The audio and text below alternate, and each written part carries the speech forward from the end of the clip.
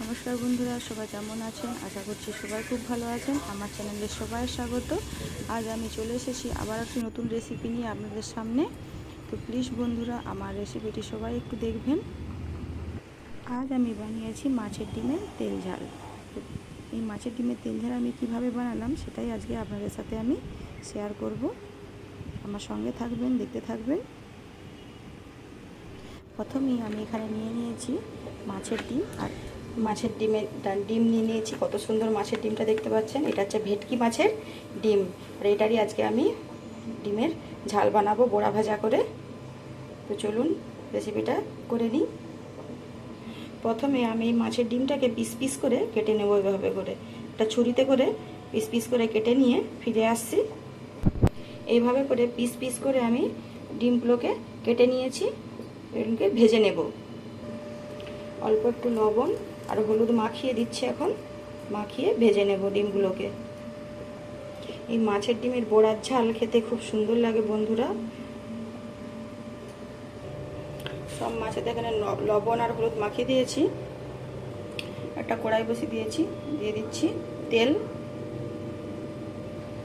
তেল গরম হয়ে গেছে, সব ডিমগুলো ভেজে নেব।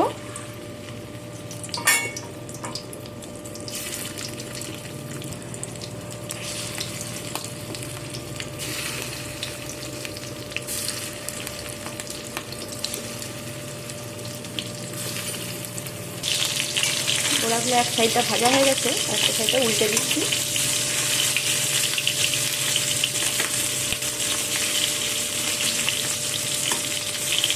এভাবে করে বড়াগুলো সব উল্টে দেব।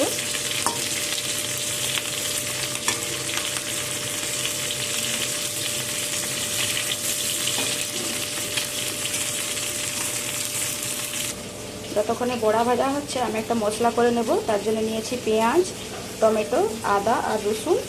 আর রসুন আর আদাটা আমি একটু বেটে নেব। এই বড়াগুলো আমার সব ভাজা হয়ে গিয়েছে, সেগুলোকে আমি এখন তুলে নেব।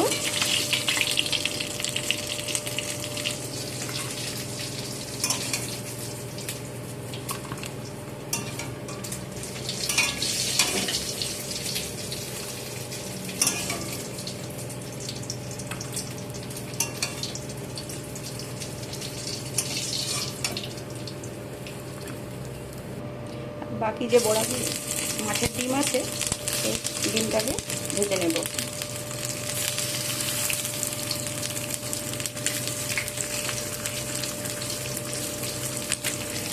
এই বড়াগুলোকে আমি মাছের ডিমগুলোকে উল্টে দিয়েছি।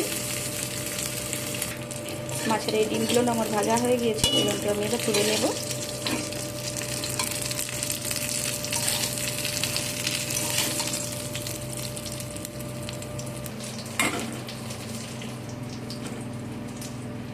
বেশিক্ষণ সময় লাগে না ভাজতে। সব মাছের ডিমের ভাজাগুলো তুলে নিয়েছি। কড়াতে দিয়ে দিয়েছি তেল, দিয়ে দিচ্ছি একটা শুকনো লঙ্কা ফোড়নে। এখন কেটে রাখা পেঁয়াজগুলো দিয়ে দেব।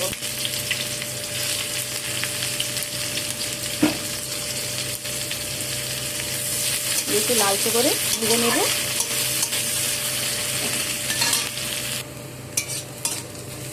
পেঁয়াজগুলোকে বেশ একটু লালচে লালচে করে ভেজে নেব।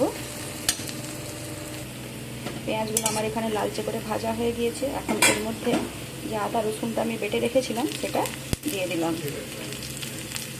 আমার চ্যানেলের সমস্ত নতুন ও পুরনো বন্ধুদেরকে অনেক অনেক ধন্যবাদ আমার ভিডিও দেখার জন্য, আমার পাশে থাকার জন্য। সবাইকে অনেক অনেক ভালোবাসা।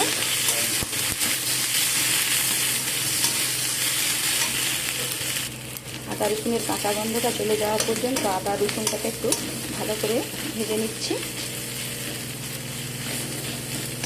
আর অন্যান্য মাছের ডিমকে আমরা কী করি, বেসন দিয়ে মেখে বড়া ভাজা করি, কিন্তু এই মাছের ডিম একদমই ভাজা করা সহজ, শুধু পিস পিস করে কেটে ভেজে নিলেই হবে। আর এর টেস্ট অন্যরকম, একদম আলাদা, খুব সুন্দর টেস্ট। আদা রসুনের সুন্দর একটা ভাজার গন্ধ বেরিয়েছে। এখন এর মধ্যে দিয়ে দেবো কেটে রাখা টমেটো। সব টমেটোগুলোকে দিয়ে দিয়েছি। টমেটোগুলোকে দিয়ে সব একসাথে আবার কষিয়ে নিচ্ছি।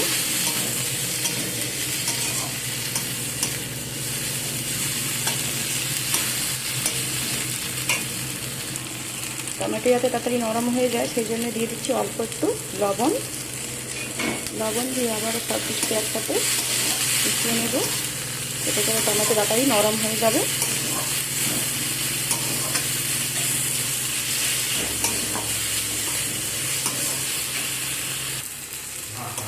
টমেটো এখানে ভালো করে কষানো হয়ে গিয়েছে। এখন এর মধ্যে আমি দিয়ে দেবো গুঁড়ো মশলা। এখানে একটা বাটিতে নিয়েছি আমি জিরে গুঁড়ো, ধনে গুঁড়ো, হলুদ গুঁড়ো, লঙ্কা গুঁড়ো সব আমি দিয়ে দিলাম। দিয়ে আবারও সব কিছুকে একসাথে ভালো করে মিক্সচারে কষিয়ে নেব। গুঁড়ো মশলা দিয়েছি সেই জন্য এর মধ্যে অল্প একটু জল দিয়ে দিলাম। দিয়ে সব কিছুকে ভালো করে কষিয়ে নিচ্ছি।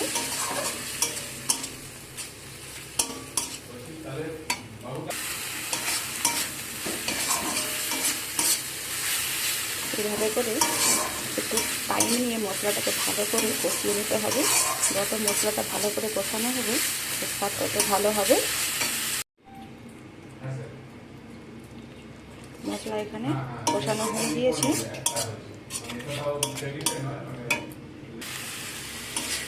আমার এখানে মশলা সুন্দর করে কষানো হয়ে গিয়েছে, মশলা থেকে তেল ছেড়ে দিয়েছে। এখন যে মাছের ডিমগুলো আমি ভেজে রেখেছিলাম সেগুলো এর মধ্যে সব দিয়ে দিলাম। দিয়ে মশলা আর ডিম একসাথে ভালো করে একটু কষিয়ে নেব। মশলা আর ডিম সব একসাথে ভালো করে কষিয়ে নিচ্ছি।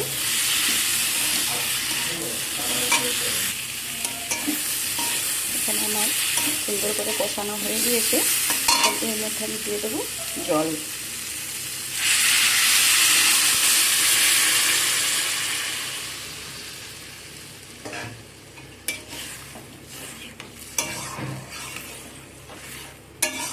যে যেরকম গ্রেভি রাখতে পছন্দ করবেন সেরকম পরিমাণে জল দেবেন।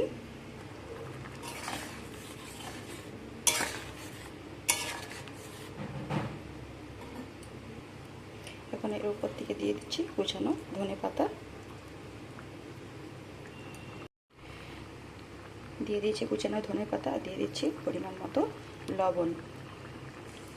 দিয়ে সব কিছুকে ভালো করে একটু নাড়াচাড়া করে মিশিয়ে নেব। বন্ধুরা একবার হলেও এভাবে করে মাছের ডিমের তেল ঝাল করে বানিয়ে খেয়ে দেখবেন, দারুণ লাগে খেতে। আর এই একটা রান্না দিয়ে সবার ভাত খাওয়া হয়ে যাবে, এত সুন্দর এত টেস্টি হয়। এটা আমার একদম রেডি। এটাকে আমি এখন নামিয়ে নিচ্ছি।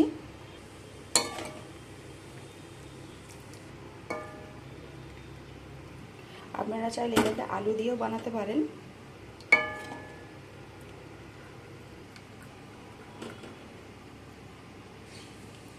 তো বন্ধুরা আজকের আমার এই রেসিপি আপনাদের কেমন লাগলো অবশ্যই কমেন্ট করে জানাবেন। আর যদি ভালো লাগে তাহলে লাইক শেয়ার কমেন্ট করবেন, সাবস্ক্রাইব করে পাশে থাকবেন।